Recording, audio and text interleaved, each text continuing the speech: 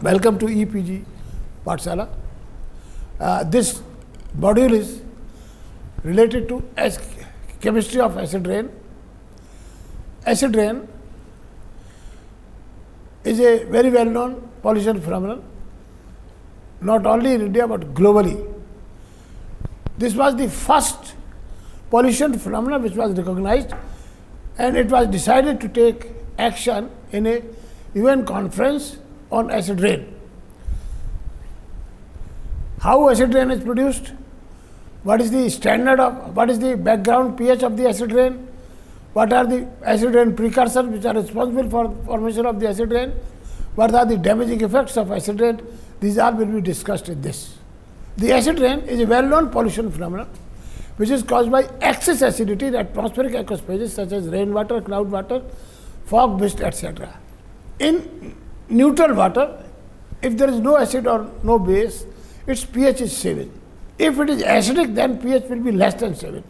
The term acid rain, acid precipitation, acid deposition are used as an overall expression for the wet deposition process including rain, fog, dew and snow.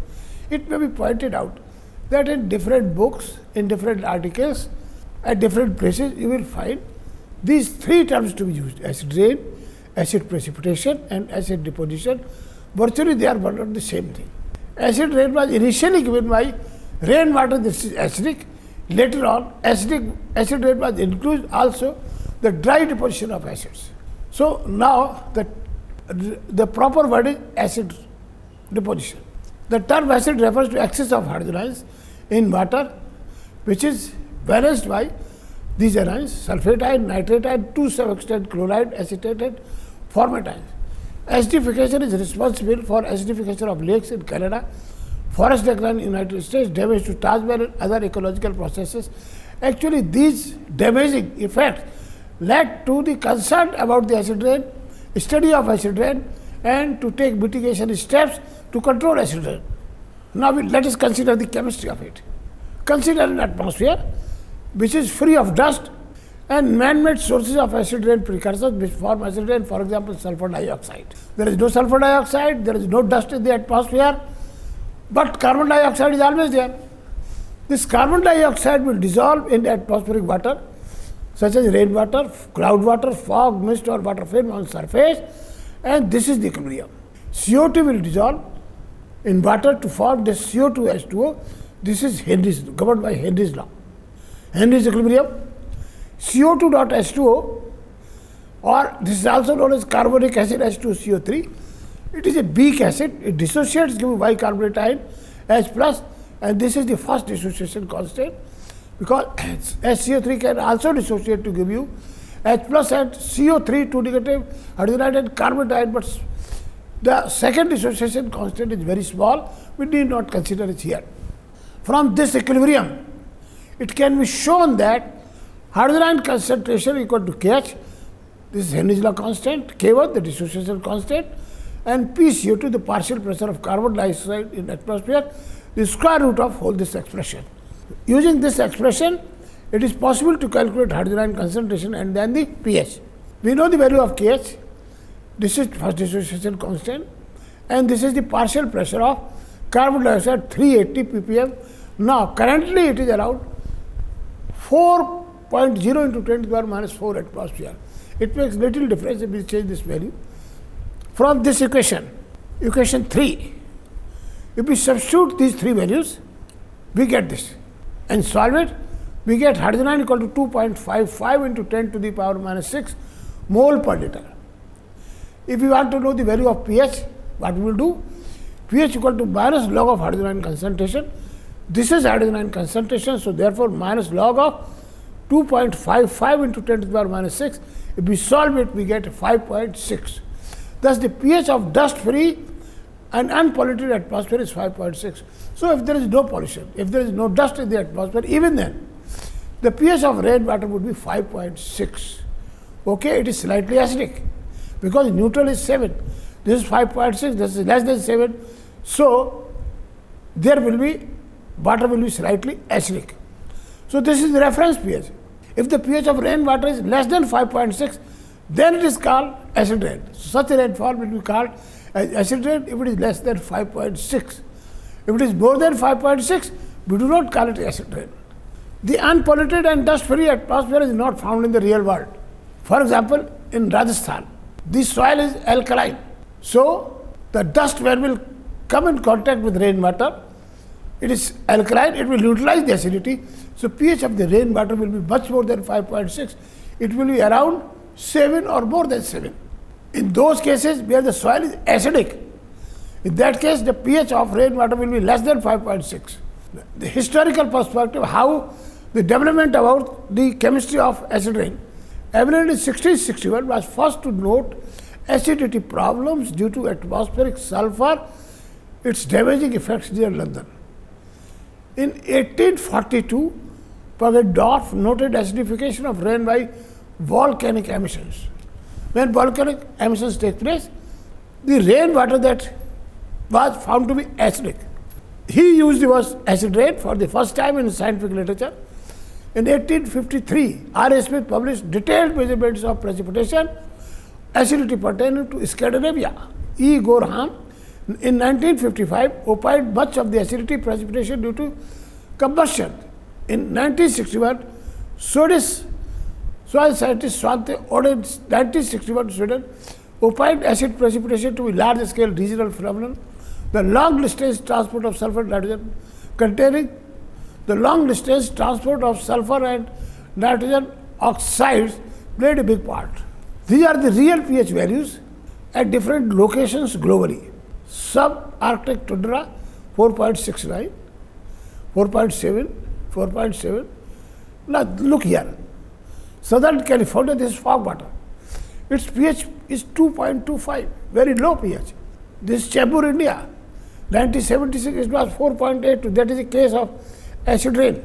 In the Jaipur, the pH is 6.7 to 8.45, highest 8.45 and lowest is 6.7. Kota is 7.4 to 7.95. This is Rajasthan. ITP Delhi 5.0, again case of acid rain. This rainwater pH values of selected Indian cities. Jaipur this, Delhi is 6.7. Remember, this is not single value, actually it is average of it, otherwise it is a range. And here are the years given. Now, if acid is there, then what is the source of the acid? Remember, basically any aqueous solution or solution in water is electrically neutral. It has same number of cations and same number of anions, equal concentration, equal molar concentrations. What we do, what is analyzed is anions, sulfate, nitrate, carbonate, bicarbonate, chloride, etc. And cations, these are major cations which are measured, these are major anions which are measured. And then mass balance is carried out. This must be equal to this plus hydrogen ion here. On this basis, it is found that percentage of different acids. So these are the different acids. You will find in general the percent contribution of sulfuric acid is highest, but at some places other acids can be more important. Recently it has been found that the percentage composition of nitric acid is increasing, and that is sulfuric acid is decreasing in acid rain, at least in European and American countries, American cities, region is. There the number of vehicles has increased, so NOx has increased, so formation of HNO3 has increased. There has been much action on the control of SO2, therefore the contribution of sulfur dioxide and therefore of H2SO4 to acid rain has increased. Other acid can also be important. For example, it is shown at this particular point, organic acid is very important. Here again important.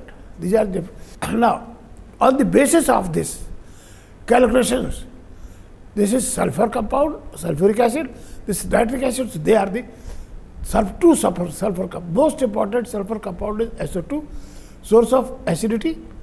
H2S also gets oxidized, but to SO2 first and then to H2SO4. This is source of HNO3. Not much known about it, but this compound is also oxidized to sulfuric acid. These are organic acids. So they are known as acid rain precursors, that is sources of acid in acid rain. Rainwater acidity. This is the pH and different in different years.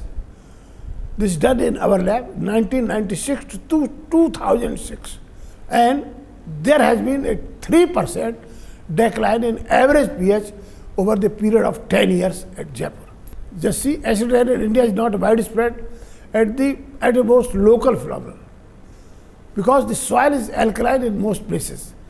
Chembur, it has a pH of 4 in 1918, which turned alkaline on relocation of factories. There were several factories which were using sulfur. Sulfur dioxide was being released. Now, when the factories were relocated, the pH also increased. Delhi and Agra saw decline in rainwater pH from 9.1 to 7. Remember, 9.1 to 7. Highly alkaline, no acid.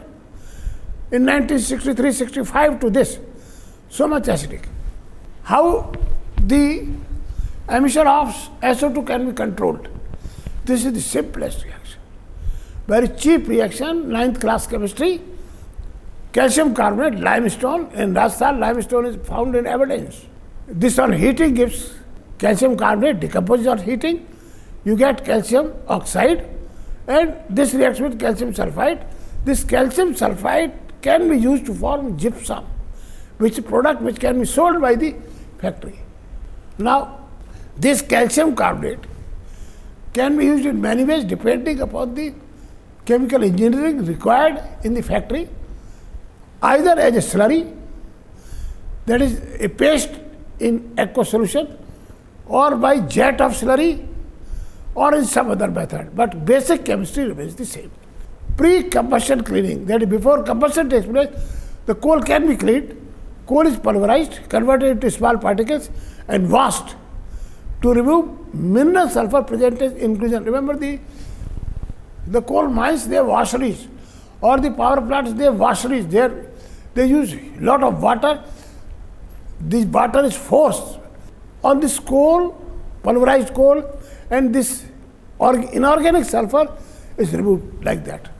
Combustion, in fluidized bed combustion, pulverized coal and limestone are mixed. This is limestone. They are mixed and suspended. Now, this is the technique, depending upon the requirement and chemical engineering of a particular factory, the amount of SO2 produced, need not discuss it further. Now, this is important. Control of NOx. Formation of NO can be decreased by lowering the combustion temperature, because formation of NO depends upon the temperature. Higher the temperature, more of NO will be formed by reaction of N2 and O2. So, if we want to decrease its concentration, the temperature should be lowered. Number one, catalytic converters are used at otherwise to control emission of NO, and this another process. Stokes process in cooled flue gas. NH3 gas reduces NO catalytically in N2, and therefore gas is reheated and SO2 is oxidized to SO3. It is another thing is done, that is process so as optimized that if we can carry out the combustion at lower temperature, then some amount of NO formation will be reduced. Deposition processes, how remember the main pollutants are SO2 and NOx. When it rains, they get dissolved in rainwater and come to the earth's surface.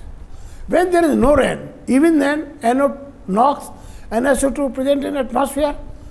So, the deposition, how these come to the earth's surface, there are two methods. Deposition when there is a rain.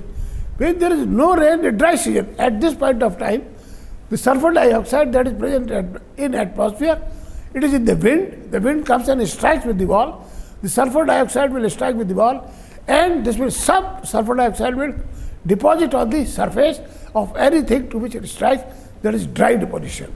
So, both processes always occur. This is always, and this is only when there is a rain. What are the damaging effects? Soil acidification and damaging effects. The soil gets acidified. If the rainwater falls on the soil, it will get acidified. But remember, which gets acidified? Soil containing igneous rocks, granite, quartz, sandstone, shale, etc. are not easily weathered. They are very strong, and so have a poor buffering acid neutralizing ability. They are not able to neutralize the acid. So, acid will remain there. The acidification of the system then occurs. They are not able to neutralize this acid. If the soil is underlaid by sedimentary rock, acid is neutralized and the soil is buffered. If below the soil there is a sedimentary rock, this rock will react with acid, hydrogen ion, convert it into water and reduce the acidity. Rocks containing alkaline materials like limestone or chalk have a high buffering capacity. For example, in Rajasthan, they will neutralize the acid. Rocks containing several areas in North America, Southeast Canada, Northern South America, soils have poor buffering capacity, so soil is easily acidified. The consequences of soil acidification are leaching of plant nutrients, such as magnesium, calcium, and potassium. They are removed, they are mobilized, and they are replaced by hydrogen ion, making the acid. This occurs due to ion exchange. The toxic metals, aluminum, manganese, copper, iron, which are in the form of inert materials, insoluble materials. If there is rainwater is acidic, if the soil gets acidified, these get dissolved, and slowly these come into the water, and these are mobilized, make the water toxic. Effects of the plant life. This is aluminum ion damage the root fibers and lead to forest decline. If you see a plant, if you just remove a plant from the soil, you will find roots and then small root fibers. Roots and their branches and small root fibers. These root fibers are damaged by aluminum ions. These aluminum ions are very toxic root fibers. If the root fibers are destroyed, it is not able to suck the nutrients from the soil, and therefore the decline in the plant takes place. Acidity and oxidants such as ozone cause stress, and coupling with drought, temperature extremes, disease, and insect attacks lead to the forest decline. So forest decline, the loss of forest, is a combination of acid rain, presence of oxidants such as ozone. Another thing, extreme temperature, low temperature, high temperature, plant diseases and insect attack.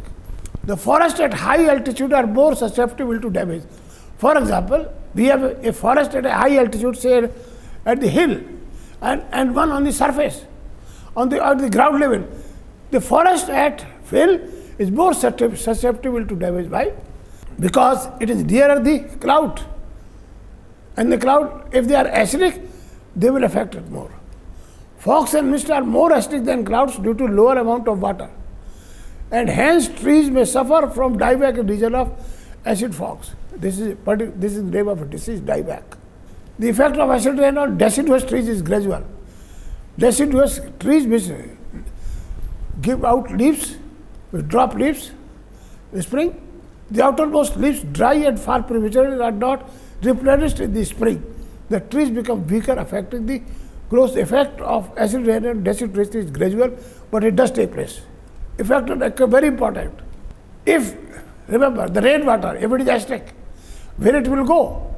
It will go into lakes, rivers, and finally into ocean. If the lakes and rivers, they have acidic water, then what will it will have a damaging effect on living organisms. Below pH 5, many fish species such as trout and bass cannot survive. They will just disappear.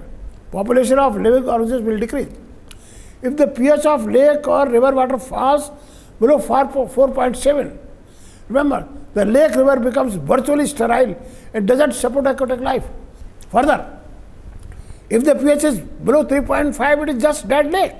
There is no life in it. There is no microorganisms. There are no fish, nothing. Toxic metals, aluminum are mobilized. What happens? When the pH is so small, the aluminum, and many other metals which are inert, they cause no harm to you. But if acid is there, they dissolve slowly, and it comes out as aluminum 3+ ions in the water. And this aluminum 3+ ion is very toxic to fish.